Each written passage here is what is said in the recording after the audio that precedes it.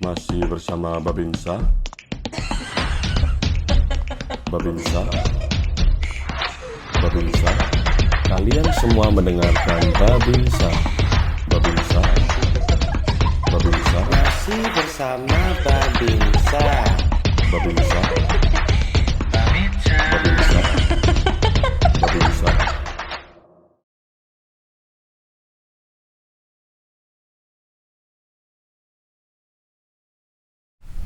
Oke, masuk ke buku ketiga yaitu The Uninhabitable Earth by David Wallace Wells ya Pak. Ini kalau yang ini buku tentang apa nih Pak? Oke. Ini buku paling berat sih. Sangat tebal ya. Paling tebal. Paling tebal Dan juga. fontnya kecil-kecil banget. Dari cover juga dia polos banget Iya. ya.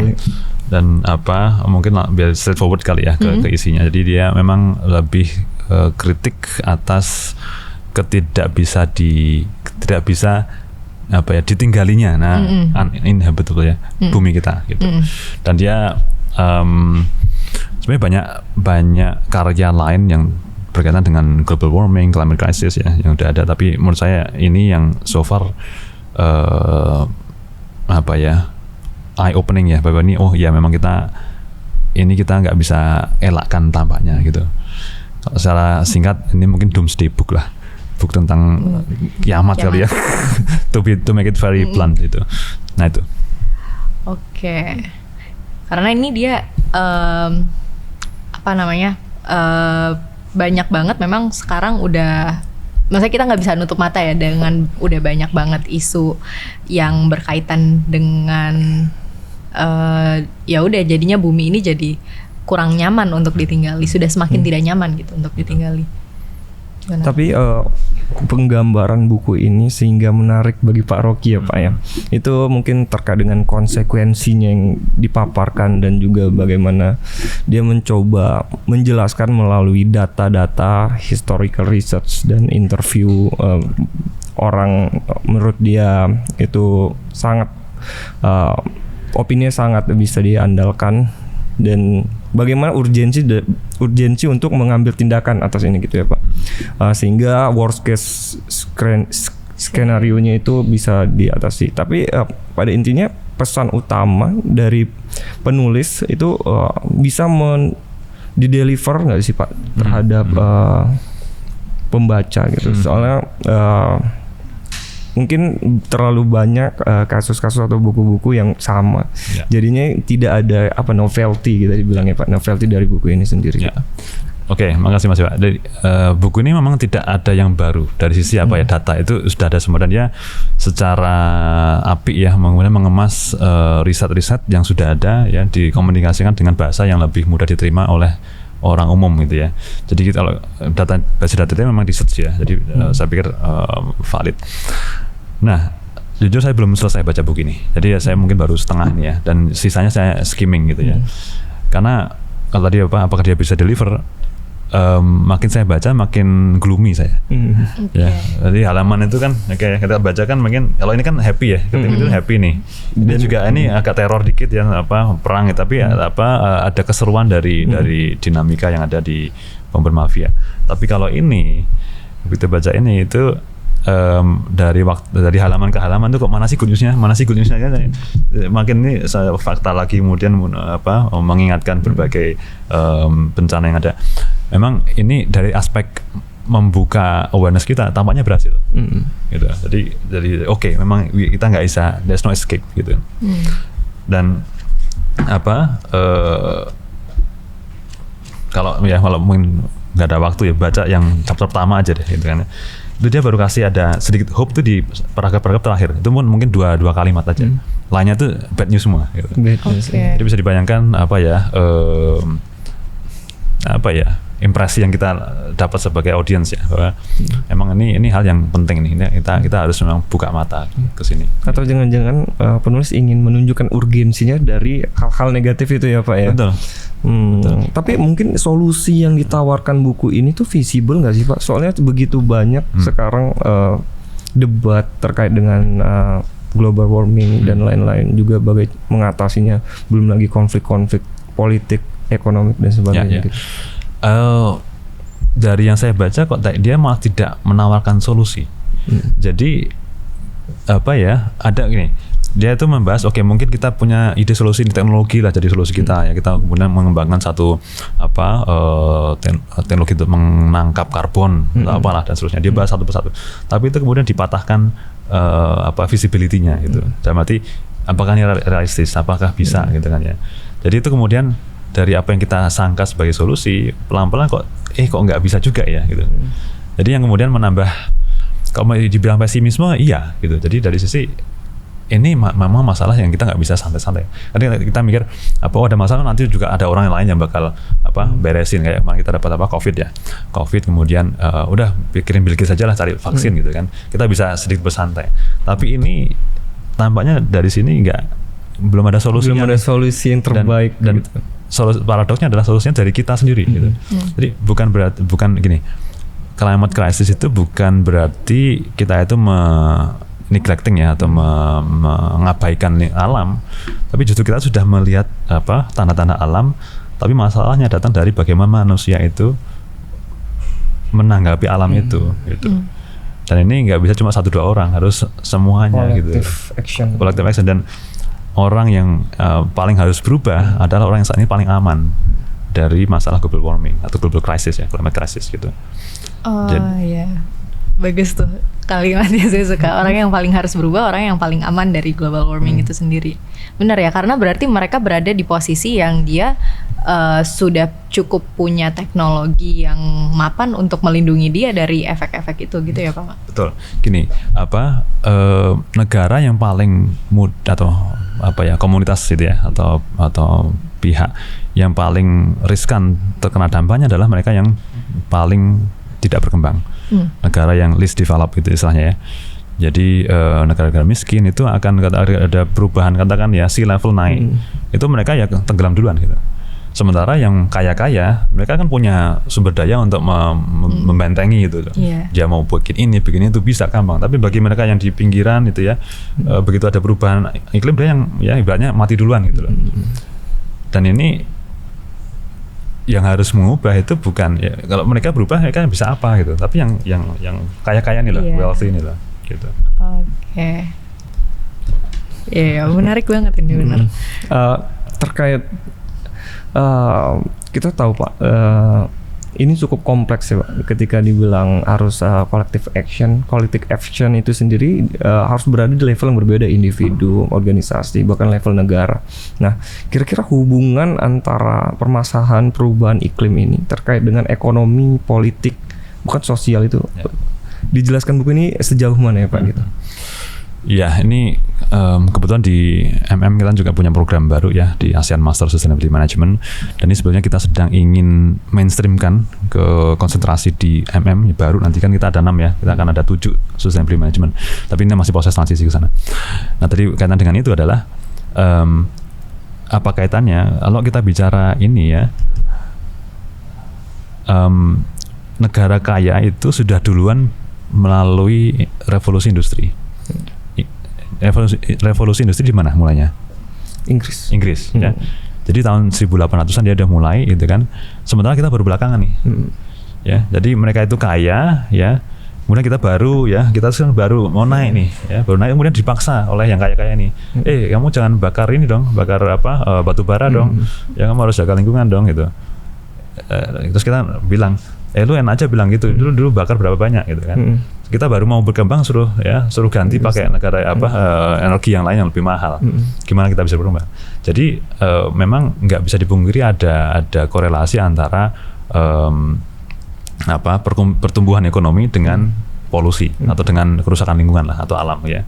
Jadi bagi sebagian negara mereka merasa ini nggak fair nih ya, negara kaya ya di Barat, Amerika, Skandinavia, Eropa, mereka bisa menggunakan solusi yang lebih ramah lingkungan karena ada duitnya gitu. Nah kita ya sebagian besar masih besok hidup aja apa enggak masih tanda tanya gitu kan.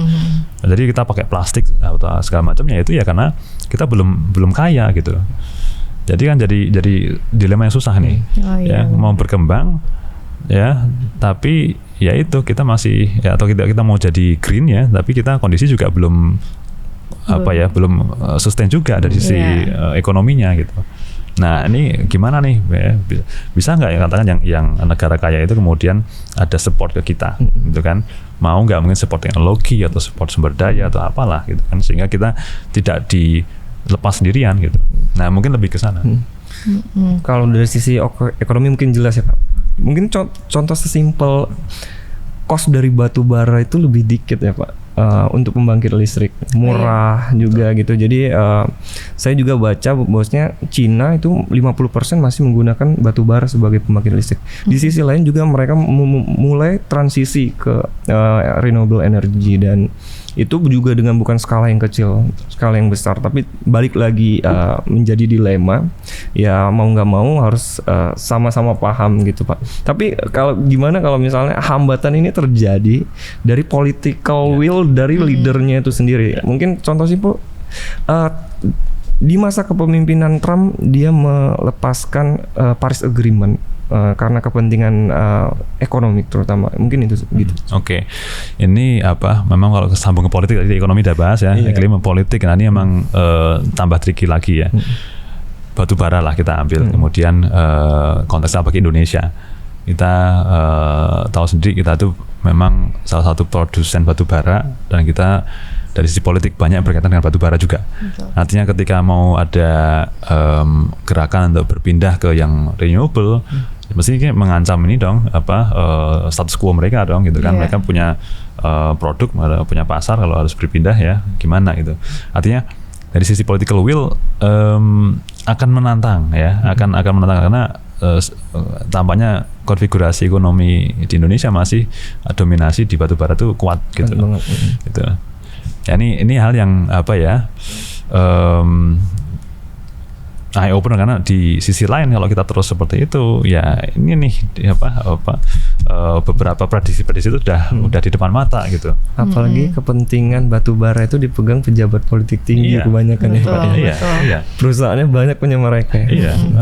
Dan kalau cerita soal batu bara juga di Indonesia, saya sering juga merhatiin beberapa aksi-aksi oleh kalau sekarang mungkin kita kenal SJW, Social Justice Warrior, yang kita harus lindungin bumi dan lain sebagainya. Tapi orang-orang ini yang sebenarnya mereka memang sudah berada di tempat kayak tadi Bapak bilang, dia posisinya udah di Jakarta, moda transportasi semua sudah terintegrasi, kamu bisa punya banyak pilihan, ada banyak taman dan lain-lain. Yang dia ekspektasikan orang-orang yang jauh dari dia, yang kerjanya di area batubara misalnya, ataupun di kota-kota yang dekat dengan itu untuk sama seperti mereka gitu. Stop deh pakai ini itu semuanya, karena tapi masalahnya itu di sana belum ada teknologinya. Sedangkan kalau kita ngomong tadi berkaitan sama politik, yang di kota-kota besar ini juga kan tumbuhnya karena duit dari yang sini-sini nih gitu. Jadi kayaknya memang jadi dilema ya Pak ya. Saling mengunci ya, satu mengunci yang lain gitu. Jadi ini kalau bicara kepentingan ya ibaratnya ya makan tuh kepentingan gitu ya. Apakah baru akan sadar dalam arti baru mau terbuka ketika sudah terjadi kalamitis berbagai bencana di situ gitu. Ya ini kan jadi hal yang ada bahasanya menarik ini apakah ini satu taruhan yang kalau kita itu menang hanya dengan kalah. Ya, kita bet bahwa ini tuh climate crisis itu satu hal yang bahaya nih. Orang nggak percaya gitu kan. Tapi kita tuh bisa menunjukkan itu betul ketika kita kalah. Ibaratnya kita udah habis buminya baru tuh bener kan gitu kan. Tapi udah nggak ada buminya gitu. Orang udah punah gitu. Jadi kan jadi paradoks gitu. Gitu kan. Untuk penerapannya sendiri gitu, udah banyak ya sekarang tuh, ada solar panel, ada geothermal, ada turbin ya Pak ya, di renewable energy sector. Tapi kira-kira ada nggak sih Pak teknologi innovation atau new emerging teknologi yang mempenetrasi jauh terkait dengan mengatasi problematika ini Pak? Oke. Ini di sini ada satu chapter ya, mungkin saya coba cek dulu di sini ya. Namanya The Church of Technology. Nah ini dia. Jadi gereja teknologi. Jadi di sini dibahas 231. Coba saya nyontek dulu ya. Jadi dibahas, mungkin kita berdalih nanti yang menyelamatkan kita adalah teknologi, apapun teknologinya ya. Bahkan termasuk ya di basis ini mungkin kita akan ada teknologi yang sifatnya adalah consciousness ya. Itu kita upload ke AI, ke cloud ke gitu. server gitu loh, ke cloud gitu kan. Jadi meskipun bumi itu nggak bisa dihuni, panas macam-macam, kita masih ada kesadaran yang bisa kesadaran buatan gitu ya, yang itu menggantikan manusia gitu. Makanya se ekstrim itu dari sisi teknologinya. Jadi nggak peduli, udah biarin lah bumi hancur ya. Tapi kalau kita bisa mengupload ini consciousness, kita tetap bisa hidup di alam yang lain gitu. Ya, meskipun bumi itu nggak tidak bisa ditinggali. Mungkin metaverse kan. even ya itu sangat ekstrim. Nah, ini saya tidak kemudian melihat emerging teknologi tapi bahwa teknologi apapun kayaknya itu adalah excuse bahwa kita nggak mengubah diri kita, gitu. Jadi jangan-jangan ya kita itu tadi kalau pakai teknologi apapun kita jadi oke, dah ketemu teknologinya, dah kita ya main lagi ibaratnya ya, praktik lama lagi. Kayaknya bukan ke sana yang jadi pesan di sini ya, bahwa teknologi will not save us, gitu. Jadi paham itu dipertanyakan, ya, apakah kita bisa menggunakan teknologi, gitu. At least sekarang. Ya. Tapi ya, teknologi masih berperan sangat penting ya Pak ya. Berperan terkait dengan kerjasama nih Pak. Sekarang kan banyak kerjasama seperti Paris Agreement gitu. Bahkan mereka meluncurkan suatu skema yang ada carbon trading yang sangat unik ya. Mungkin carbon trading ini menurut Bapak gimana Pak dalam mengatasi permasalahan, soalnya kita juga ngelihat tadi ini seperti menguntungkan negara besar. Ketika carbon tradingnya berkurang, dia bisa menjualnya di bawah batas tertentu ya Pak. Ketika yang lebih gimana? Pasti negara berkembang pasti lebih karena untuk nge-push ekonomi. Nah itu gimana tuh Pak? Oke, carbon tadi kan prinsipnya kita yang ngasilin karbon bayar gitu kan ya, bayar ke negara yang bisa menyerap karbon gitu kan ya. Jadi tukeran gitu kan ya. Tapi kemudian pertanyaannya berapa banyak sih yang bisa kita duitkan dari penyerapan itu gitu. Ya, nanti kita buat hutan gitu kan, jadi untuk carbon trading skema itu seberapa banyak sih gitu. Jadi meskipun ya itu skema yang dibuat manusia kemudian untuk yuk kita cari caranya lah gitu ya. Itu perkembangan yang saya pikir kita apresiasi, itu digunakan juga sekarang ya sebagai solusi solusi sementara gitu ya. Tapi in the long term itu nggak ngejar juga gitu. Ya. Dan lebih parah lagi mungkin kalau kita kan sering kita kurangi carbon footprint. Kalau biasanya naik mobil kita jalan kaki atau naik sepeda gitu ya untuk mengurangi footprint. Tapi yang bikin tambah down lagi adalah ternyata ya misalnya dari kutub utara itu bongkahan es ya, itu kemudian cair, itu merilis kita sekian juta karbon juga. Jadi kita udah setiap hari naik sepeda itu cair itu udah nutup gitu. Jadi kadang ngerasa aduh ngapain ya gitu kan. Iya sih. Itu. Dan saya sempat baca juga kadang memang hal-hal yang menyumbang besar pada kerusakan lingkungan lah, itu justru hal-hal yang memang kita kalau sebagai individu kita nggak punya kontrol sama sekali di sana gitu. Kita sama sekali nggak bisa, ibaratnya mau jadi hero gitu sendirian juga sendirian ataupun mau sampai berapa banyak orang kayak nggak bisa nutup gitu. Betul. Ke situ. Mungkin menanggapi ini ya. Jadi ini yang kemudian jadi polemik juga. Kita apakah kemudian bisa melakukan sesuatu gitu kan ya? Can we do something gitu? Atau ya udahlah bodo amat gitu kan? Ya ini yang jadi mungkin pergulatan yang perlu kita lalui juga secara individu ya. Apa sih sebetulnya peran kita, bisa nggak kita kontribusi di sana? Karena skalanya itu sekali lagi memang tidak kecil gitu, dan kalau tidak kolektif nggak akan bisa gitu. Selanjutnya mungkin menarik nih kita singgung tentang keadilan nih Mbak Filza, bagaimana negara-negara kecil nih terdampak sekali adanya global warming, dan sebelumnya Pak Rocky juga sudah menjelaskan terkait dengan bagaimana ketidakadilan negara-negara kecil di Oceania dan negara-negara pinggir pantai seperti Indonesia dan Thailand itu memiliki geografis yang tidak menguntungkan gitu ya Pak ya. Tapi di sisi lain, bagaimana sih Pak bentuk ketidakadilan dalam lingkungan atau sosial itu bekerja karena adanya climate change ini? Ya, climate change.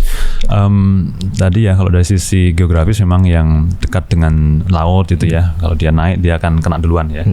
Di sisi lain untuk yang aspek sosial, ini yang justru mungkin perlu perhatian lebih juga. Karena tadi menggarisbawahi yang tadi bahwa mereka yang harus berubah adalah mereka yang saat ini sedang paling aman. Artinya ketika orang ini gini, mungkin sedikit mundur ya. Orang itu berubah kenapa sih gitu? Ya, biasanya orang tuh nggak akan berubah kalau nggak mengancam nyawanya. Ya, kemarin kita ada COVID ya. COVID itu karena depan mata tuh kalau nggak jaga jarak, kalau nggak pakai masker, ancamannya mati tuh. Wah, langsung semua berubah tuh. Dan menariknya ketika itu di Cina polusinya makin hilang gitu. Ketika COVID itu, jadi ada sisi dampak iklim positifnya juga ternyata. Tapi begitu kemudian COVID kita bisa kendalikan ya, vaksin ada, ancaman kematian itu makin jauh gitu kan, dan kita kembali ke praktik yang lama lagi. Jadi ya tadi aspek sosial adalah yang harus berubah itu sekarang paling aman, jadi nggak merasa terancam oleh climate crisis, padahal dia powerful gitu. Ya, kan nggak adil ya gitu kan. Ibaratnya yang mereka tidak punya akses ke sumber daya, mereka yang hidup di bawah garis kemiskinan itu yang kemudian paling riskan terkena dampak climate crisis. Nah, ini yang perlu kita lihat tuh potensi resiko di sana gitu.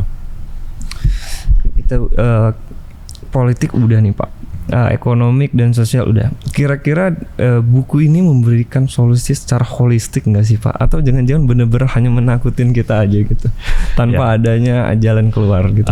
Menarik. Ini teman-teman udah ambil LC belum, leadership communication? Sudah Pak. Sudah ya. Kan Sudah. Ada cara persuasi kan di sana. Jadi ada persuasi dengan cara kita kasih harapan nih, harapan kita berubah ke sana gitu kan ya. Tapi menariknya di sini pendekatannya adalah dia kasih berita buruk semuanya gitu. Oke, ada 1-2 alternatif solusi yang kita sangka akan jadi jalan keluar, tapi enggak juga. Dan berarti dia kemudian membalancekan dengan jangan, ini masih tanda tanya nih ya, masih nggak tahu kita gitu. Jadi kalau solusi tampaknya nggak ada di sini gitu. Dia ini kayak warning ya, lebih kepada warning. Menurut saya kalau dari sisi komunikasinya adalah dia ingin memang menggugah awareness. Jadi kita masing-masing lah yang harus cari terus so what nih, what can we do, itu nggak di sini gitu. Ya. Nah itu. Jadi justru di luar buku itu ya Pak yang kita ekspektasinya biar kita discuss itu ya. Betul. Kalau gitu berarti tadi kan Bapak bilang kayaknya nggak ada solusi yang paling konkret atau paling visible untuk memang melawan bergeraknya bumi jadi uninhabitable gitu. Menurut Bapak, what is the most the closest to visible solution sih? Okay. And then the closest to visible solution is the hardest solution as well. Okay. Jadi bumi ini dengan yang kita alami saat ini ya, itu terjadi dalam satu generasi. Dalam arti peningkatan derajat ya, atmosfer dan seterusnya itu terjadi tidak beratus-ratus tahun, tapi cuma satu generasi loh. Yang jelas mungkin ya 100 tahun, 50 tahun. Artinya adalah kalau kita bisa membuat bumi seperti itu, kita juga bisa membuat bumi untuk berlaku yang lain ya, dalam arti dampak terhadap iklimnya, gitu kan. Jadi solusinya apa di manusia, di kita gitu. Kita bisa nggak berubah, mau nggak berubah, gini. Kita yang terbiasa dengan lifestyle saat ini, mau nggak turun lifestyle-nya, mau nggak kemudian tidak nyaman gitu ya. Masuk dalam bisnis, kita dalam bisnis biasanya bilang oke, kita harus growth nih ya, next year kita growth 20%, atau setiap quarter kita target growth 5%. Apakah harus growth? Gitu lah. Jadi mempertanyakan asumsi kita atas kita ngapain sih hidup itu gitu. Apakah harus growth kan, kalau kita bisnis kan target itu naik terus ya, naik terus. Dan Anda kalau di dalam ibaratnya sebagai budak korporat ya, Anda ditarget ya mau nggak mau jalanin gitu kan ya. Tapi Anda mungkin perlu bertanya bahwa sebenarnya growth itu buat apa sih? Apakah harus growth gitu loh? Kenapa nggak ekonomi itu stabil gitu? Apa yang salahnya dengan itu gitu? Nah, ini kan keputusan yang tidak gampang ya. Mungkin ada sebagian yang punya pandangan yang seperti ini, oke nggak perlu growth kok. Tapi sebagian yang lain kemudian merasa ya kita harus growth nih gitu. Ya, kalau kita bicara bisnis, saya coba tarik ke bisnis. Ada bisnis kemudian kita merasa oke, kita nggak perlu scale up sekian banyak, kita kemudian diem gitu kan. Tapi namanya kompetisi, mungkin ada bisnis lain, oh ini ada peluang nih, belum diambil, dia akan jalan tuh, exploit lah macam-macam. Jadi meskipun kita nggak melakukan, yang lain tuh mungkin juga melakukan itu karena kita, jadi karena masing-masing memikirkan seperti itu, saya pengennya yang pertama, yang expand duluan, yang ini duluan. Jadi akhirnya jadi makin building up kerusakan itu makin tinggi gitu. Nah mau nggak secara kolektif mundur gitu, ya. Nah ini big question. Menurut Pak Rocky nih Pak, terkait kontroversi dan perbedaan pandangan yang terjadi nih di masyarakat, mungkin sesimpel ada kontroversi terkait kenapa Trump keluar dari Paris Agreement, dan dia nggak terima karena itu melemahkan posisi Amerika Serikat dengan adanya emerging power China. Di sisi lain juga ada kontroversi terkait bahwasanya minyak bumi itu membuat polusi menjadi semakin meningkat, dan polusi dan minyak bumi itu juga bakal habis gitu, jadi butuhnya renewable energy. Pada intinya teman saya bilang di bagian teknik perminyakan, prediksi ini udah terjadi beberapa tahun yang lalu, pas sampai sekarang juga nggak habis-habis gitu. Itu kontroversi yang masih gitu loh. Maksudnya ini mungkin bagian dari skema besar untuk menghilangkan semuanya dalam ranah bisnis ya Pak ya. Gimana nih Pak menyikapi hal-hal kayak gini nih Pak? Betul, menarik. Itu kita masuk ke politik ya, geopolitik ekonomi gitu kan ya. Jadi tampaknya sekali lagi susah memberikan balasan argumen ke situ, kecuali memang bumi ini udah hancur beneran gitu. Ibaratnya ini masih ada loh minyak dan sebagainya. Iya masih ada gitu kan. Ya habisan aja terus gitu. Nah ini yang jadi susah. Jadi nggak bisa kemudian dibantah dengan data yang lain, karena juga faktanya mungkin tadi minyak bumi masih ada dan seterusnya ya. Termasuk ya mungkin kalau menyambung yang lain adalah kritik mungkin palm oil gitu ya. Kita untuk sawit sama macam dikritik nggak boleh pakai itu. Toh juga ya, nah ini akan melebar kemana-mana. Tapi dari sisi pros and cons, saya pikir itu yang terjadi, yang menyebabkan tidak mudah untuk meyakinkan atau untuk membuka mata bahwa climate crisis itu ada, karena ya memang masih pro and cons gitu. Nah itu. Oke. Nah kita banyak pertanyaan nih Pak dari audiens IG ya. Mbak Filja, mungkin Mbak Filja bisa menyebutkan pertanyaan teman-teman nih. Jadi kita kemarin kan udah post ya Pak ya. Pak Rocky juga saya udah lihat udah repost juga gitu. Jadi teman-teman ternyata banyak juga yang antusias ikutan nanya gitu di sosial media. Ada yang nanya berkaitan sama bukunya, ada yang enggak juga gitu. Pertanyaan pertama dari Kak Denoviar. Hello Mr. Rocky, how to maintain your pace in reading a non-fiction book? Non-fiction tuh kayak gini ya berarti ya? Maintain pace dari beberapa waktu terakhir paling enak untuk baca ketika perjalanan. Jadi ketika misalnya saya mau ke luar negeri gitu kan, saya mungkin lihat toko buku, beli deh, saya coba makan gitu ya. Jadi kayak ini saya baca ketika dari perjalanan Indonesia ke Laos waktu itu. Terus yang lain juga pergi ke luar negeri. Jadi ketika in between Anda di luar dari rutin, maybe it's a good time to read gitu. Berarti luar biasa ya. Udah Pak Rocky ini me time-nya dengan buku, teman-teman. Iya, benar. Karena tadi kayak kita sempat bahas juga nyari free time di kegiatan yang full time kayak gini kayaknya susah. Tapi kalau misalnya di luar lagi kita ada agenda-agenda yang di luar normal, jadi bisa ada disempatkan ya Pak ya waktunya. Oke deh. Terus dari Kareno, rekomendasi buku atau artikel tentang sustainable business, family business. Ya memang saya juga punya fokus di family business dari sisi riset ya. Untuk sustainable family business saya belum nemu sih, dan masih nyari juga. Buku family business ada ya, tapi kalau yang gabungan antara sustainability and family business saya masih belum ketemu gitu. Jadi belum ada jawabannya. Belum ada jawabannya. Oke deh. Kemudian dari Ruli Priyambudiar itu how to be excel at ethics, econ, and environment at the same time. Excel wah nih. Sulit ya pertanyaannya.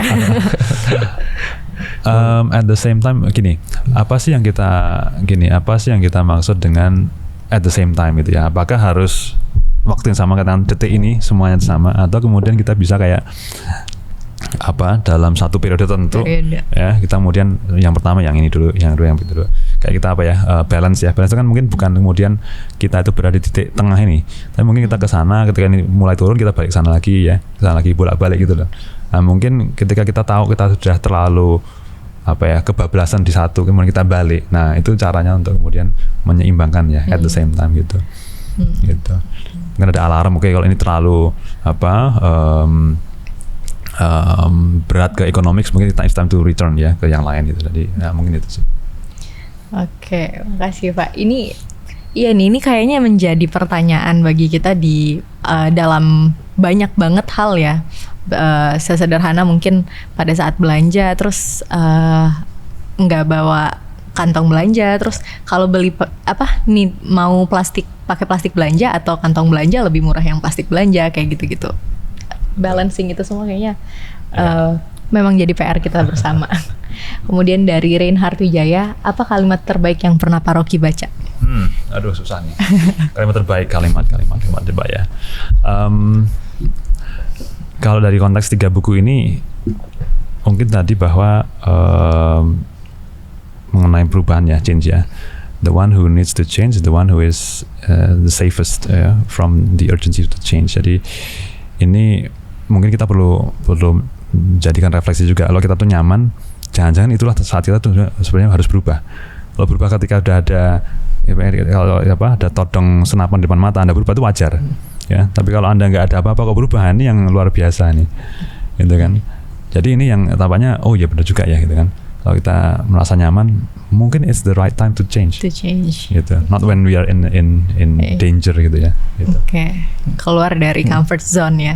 Kalau saya sih setelah podcast ini Pak, kalimat yang terbaik itu tadi, kill your darling tadi itu. Iya, itu susah banget loh prakteknya kayaknya ya. Apalagi kalau teman-teman udah maju tesis tuh, nanti punya ide tesis, kemudian bilang ini nggak bisa nih gitu. Masih bersikuku. Padahal rasanya udah bagus banget rencana kita. Oke deh. Next question dari Kanikano. Buku apa yang pernah mengubah hidup Bapak? Oke, wow. Selamanya nih pakai selamanya. Selamanya, wah ini masih sampai sekarang ya. Mengubah hidup mungkin nggak bisa di ascribe ke satu saja ya, kalau saya sih serangkaian buku. Saya lebih suka baca buku tuh filosofi sebetulnya. Filosofi, jadi malah yang non bisnis ya. Kayak saya suka literatur gitu ya, berbagai filosofer saya suka baca. Jadi mungkin lebih pada buku-buku kayaknya filosofi yang mengubah cara pandang gitu sih. Bisnis itu apa ya, nggak gini, ketika saya bisa explore tentang apa itu hidup, nah itu yang mengubah hidup saya. Gitu. Okay.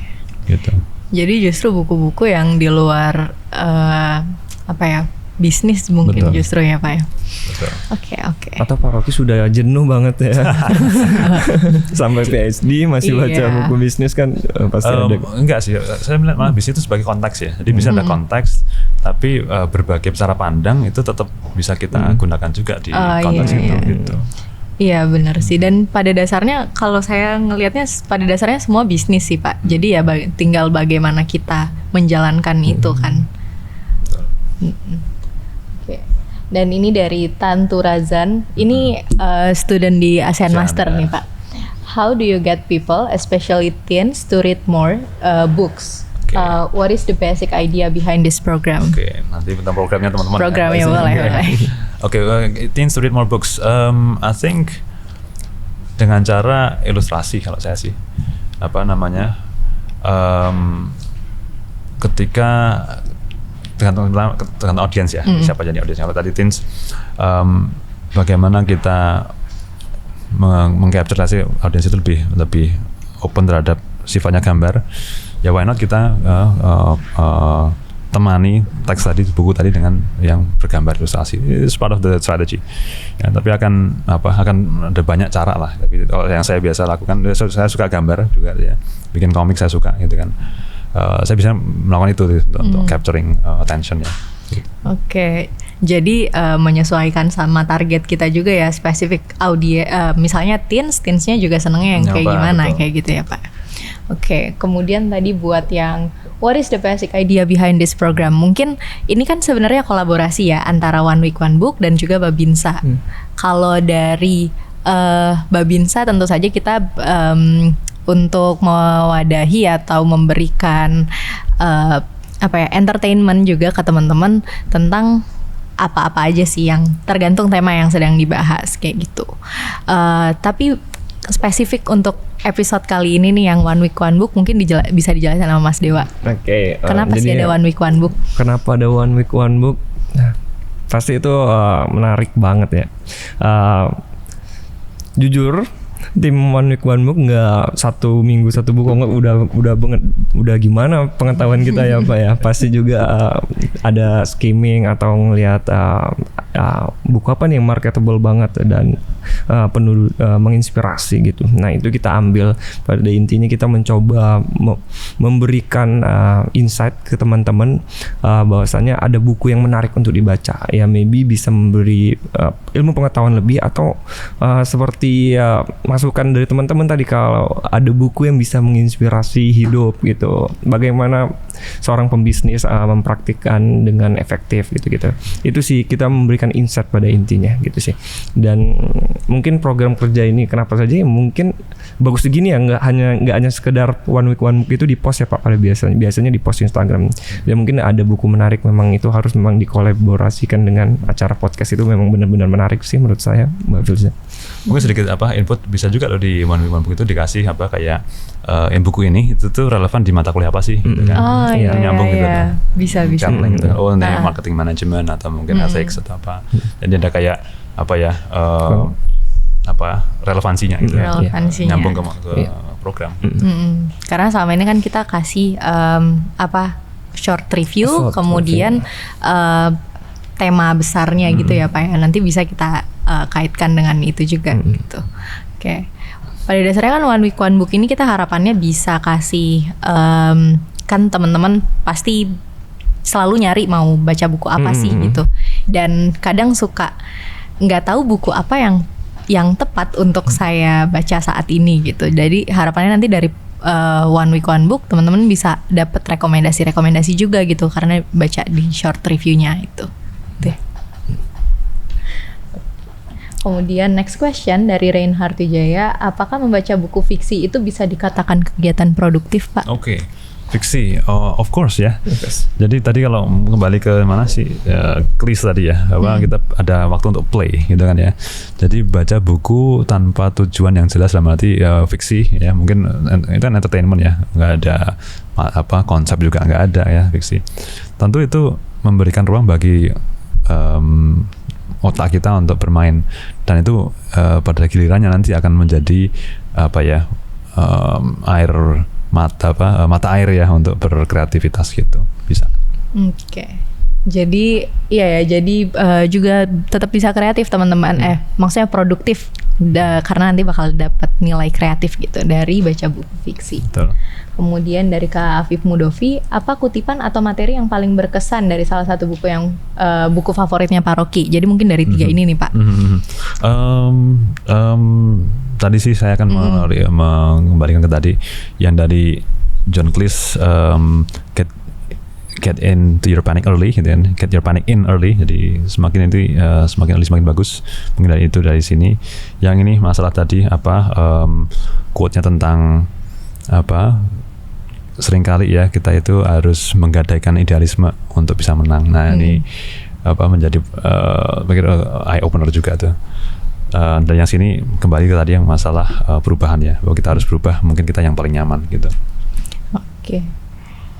Kemudian dari Reinhard Wijaya lagi nih, satu buku yang harus dibaca semua orang at least sekali dalam hidupnya Pak. Dan kenapa? One book. Let's see.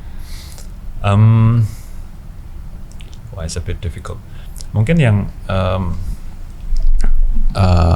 saya akan mengacu ke klasik ya. Bukunya Paulo Coelho, The Alchemist. Alchemist. I think itu buku cukup tipis, tapi di sisi lain memberikan satu insight tentang hidup itu apa sih gitu kan. Alchemist Paulo Coelho. I think that would be the one book Yeah. that I will recommend. Oke, Miss. Kemudian pertanyaan berikutnya dari Kak Stephanie Audrey, bagaimana cara meluangkan waktu baca buku di tengah kesibukannya Bapak? Oke, tadi perjalanan gitu kan, curi waktu baca buku di pesawat is a good thing to read. Gitu. Mungkin kalau tips buat anak-anak yang don't have that much trips to do. I see. Gini, kita perlu, ini agak susah juga ya, disiplin dari bisa nggak kita kasih alokasi waktu, let's say setengah jam, 1 jam ya untuk baca buku apapun lah. Dan jujur saya baca buku itu nggak pernah selesai. Jadi mungkin saya baca ini tuh setengah, bosen ya baca ini dulu, ini baca ini lagi. Jadi nggak pernah kemudian satu habis kemudian baru ganti buku. Runtut gitu ya, nggak. Jadi mungkin ada 3, 4, 5. Jadi saya baca sekilas di sana. Tapi yang penting kita ada alokasi waktu. Saya pengen nih baca nih, dan itu jujur khidmat loh. Jadi kita mungkin tetap biasa dengan smartphone macam-macam ya, disrupsi, interupsi gitu kan. Tapi kalau kita bisa kasih ini 15 menit atau setengah jam, saya akan baca, that's all. Selesai itu saya akan kembali ke aktivitas lagi. I think that's enough. Anda lakukan selama seminggu, 2 minggu, 3 minggu, sebulan, you will eventually finish a book gitu. Gitu. Mungkin pertanyaan terakhir dari saya nih Mbak Filja. Soalnya teman-teman yang lain sama nih pertanyaannya Pak, terkait bagaimana meluangkan waktu. Nah, saya pribadi nih Pak ingin bertanya sih Pak. Sebenarnya saya suka baca buku, tapi buku yang berkaitan dengan daily life atau psikologi gitu. Nah, pada intinya saya tuh masih bingung sampai sekarang buku yang bias tuh gimana. Soalnya ada kata-kata sejarah ditulis oleh pemenang. Ya, betul. Sejarah itu oleh pemenang. Dan ada juga yang buku bersifat bias karena marketable. Saya tuh pernah bercerita di business ethics nih Pak di kelas, bahwasannya gender itu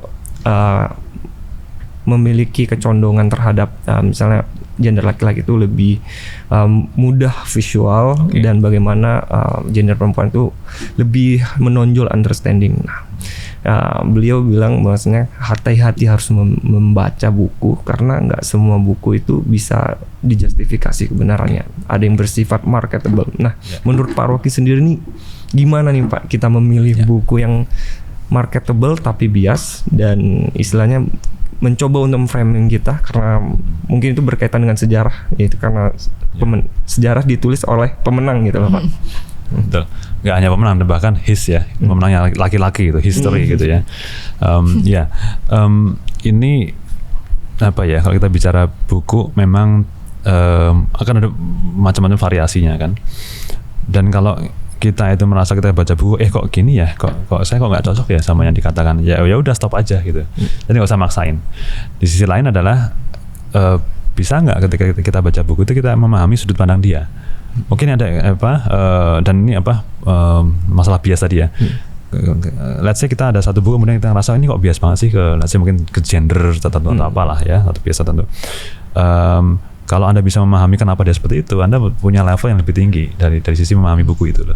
Jadi Anda lihat buku ini bukan sebagai kayak doktrin yang masuk ke Anda, tapi Anda bisa mengevaluasi buku ini tuh karakteristiknya gimana sih gitu. Dan itu Anda bisa membentengi juga gitu kan. Jadi mungkin semakin beragam buku yang Mas Dewa baca, nanti akan semakin bisa sensing, buku ini lebih seperti itu, ini saya cocok dengan yang ini, saya nggak cocok dengan itu gitu. Tapi it's okay, tapi bias justru sebagai pembaca kalau mau baca ya kita harus mematikan dulu istilahnya sense of disbelief ya. Kita kan skeptis apa sih buku ini gitu. Tapi oke lah, saya akan berbaik sangka gitu kan, apa yang dikatakan itu baik, saya coba baca gitu kan. Nah itu yang kemudian kita perlu switch on and off gitu ya. Mungkin ada yang setuju, ada yang enggak, it's fine ya. Syukur-syukur kemudian Anda dari itu muncul ide ya, wah ini buku ini biasa banget nih, saya nggak rela nih, saya nulis itu ya, saya baca ini seperti ini jadi buku lagi tuh. Wah itu kan jadi karya kan, jadi betul. dialektika yang nggak berujung ya. Dan justru yang bagus itu adalah Anda itu, ini kalau kita bicara produktivitas tadi ya, dari Anda nulis itu menanggapi apa yang sudah ada.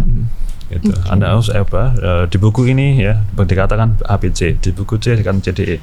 Saya benar-benar agak beda. saya pandang bla bla bla. Itu wah menarik itu. Jadi artikel pendek, kemudian di buku itu kan. Jadi Anda bisa produktif karena baca juga. Jadi buku baca tuh bukan kemudian apa ya nganggur ya. Berarti apa sih outputnya gitu kan? Kan nggak ada paper atau apa kan. Tapi on the long term Anda tuh kemudian udah mengantongi sekian banyak titik-titik itu loh. Mungkin satu trigger tertentu yang bikin tadi nggak terima tadi. Jadi pemicunya jadi karya baru gitu.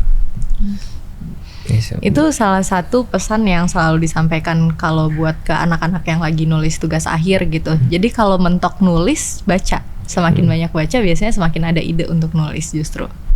Betul. Karena nulis itu is about reading gitu. Kalau Anda nggak baca, nggak mungkin bisa nulis gitu. Dari Mbak Filza, kira-kira ada nggak nih pertanyaan untuk Pak Rocky secara pribadi terkait dengan buku kah? Buku ataupun yang lainnya ya. Nah, kalau saya lebih ini nih Pak, mungkin kembali ke pertanyaan tadi kemarin ada yang nanya, maksudnya di question ini ada yang nanyain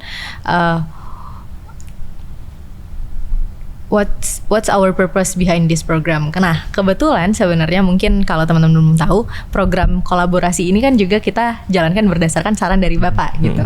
Apa sih Pak yang awalnya mendasari Bapak nyaranin kita buat collab nih? Iya. Oke, saya juga ngikutin di IG ya, teman-teman posting 1v1 book gitu, menarik nih gitu kan. Dan tadi kalau teman-teman kemudian merasa waduh nggak sempet nih baca, kemudian tadi nyari review yang marketable apa ya, why not kemudian Anda buka ke audiens saja, mereka punya ide apa, post ke kita akan kurasi, oh ini buku ini menarik gitu kan.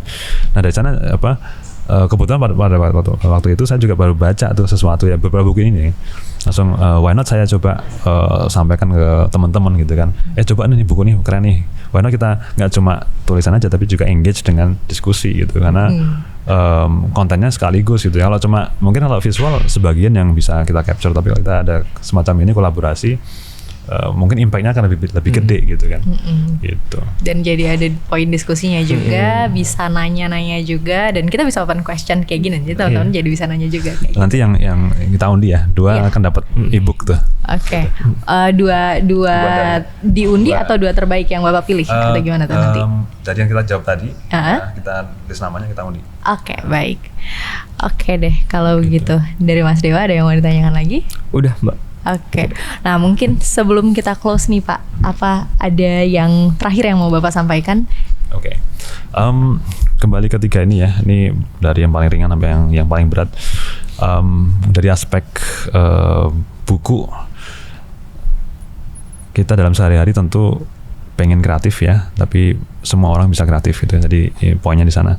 Terus tapi ketika kita udah mulai nyaman dengan sesuatu, tantangannya adalah bisa nggak kita kemudian secara sengaja membuat kita tidak nyaman. Karena ini pesannya sebenarnya sama ya, di Bomber Mafia juga ada satu titik nyaman ya, di sini Uninhabitable Earth juga ada titik nyaman yang arahnya adalah kita perlu berubah. Nah ini yang mungkin lebih ke sana sih, pesannya lebih kepada change sih di sini. We need to change gitu. Oke, so we need to change ya, kata Pak Rocky. Oke, terima kasih banyak Pak Rocky atas waktunya. Sekali lagi kami ucapkan terima kasih banyak. Makasih juga untuk Mas Dewa sudah menemani saya hari ini. Terima kasih Mbak Filza udah diundang di podcastnya. Pak Rocky juga. Gak bisa. Dan terima kasih juga buat teman-teman yang udah nonton sampai di akhir video kita kali ini. Sama seperti biasanya, jangan lupa di like, di komen. Mungkin ada ide buat video-video berikutnya, bisa kolaborasi dengan buku-buku apa lagi, atau mungkin membahas apa lagi, atau mengundang siapa lagi, dan juga share sebanyak-banyaknya. Yang belum subscribe, jangan lupa subscribe dan nyalain loncengnya supaya tahu kalau misalnya kita lagi ngepost, bisa langsung dapetin notification-nya. Jaga kesehatan semuanya, sampai jumpa di episode berikutnya.